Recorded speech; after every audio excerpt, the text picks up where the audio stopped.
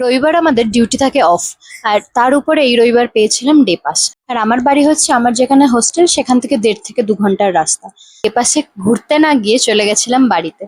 আর বাড়িতে নামার পরে আমার বোন আমাকে নিতে চলে এসেছিল, তারপর বাড়ি ঢুকে করে নিলাম ব্রেকফাস্ট। আর ব্রেকফাস্টে খাচ্ছিলাম ওটস, কলা, আম আর দই দিয়ে বানানো একটা স্মুদি। পর স্নান সেরে আমি বসে পড়েছিলাম লাঞ্চ করতে। আর লাঞ্চে প্রথমেই খেলাম ভাতের সাথে খারকোল পাতা বাটা বা ঘ্যাটকোল পাতা বাটা, যে যেটাই বলো। তো খুব টেস্টি হয়েছিল এটা খেতে, সাধারণত এটা বাঙালদেরই খুব প্রিয় একটা খাবার। এরপরে খেলাম হচ্ছে গিয়ে নারকেল পটল, মানে আমরা তো এটাকে নারকেল পটল বলি, মানে সর্ষে পোস্ত বদলে নারকেল আর পোস্ত দিয়ে বানানো হয় এটাকে।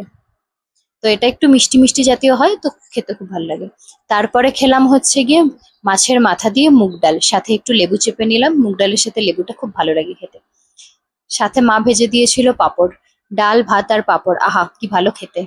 আর বাড়িতে বসে ডাইনিং টেবিলে সবাই একসাথে খাওয়া মানে খাওয়ার সাথে সাথে আরো অনেক গল্প করা।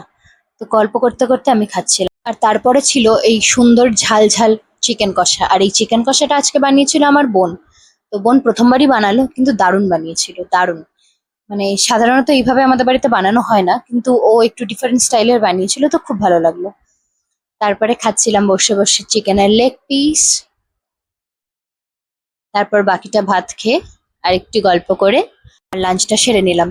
তারপরে মা কেটে দিয়েছিল তরমুজ, তো ট্রেনে যেতে যেতে ওইটাই খাচ্ছিলাম। আর এই গরমের মধ্যে সুন্দর ঠান্ডা ঠান্ডা তরমুজ খেতে বেশ ভালোই লাগছিল। তো ট্রেনে এত ভিড় ছিল যে খেতে খুব সমস্যা হচ্ছিল। তারপরে এই যে চলে এসেছি আমি আবার হোস্টেলে। তো মার সাথে অনেক কিছু পাঠিয়ে দিয়েছিল এই গরমে খাওয়ার জন্য। আর গরম এসে গেছে বলে কথা, গরমের আম লিচু এগুলো খাবো না তা কোনোদিন হয়।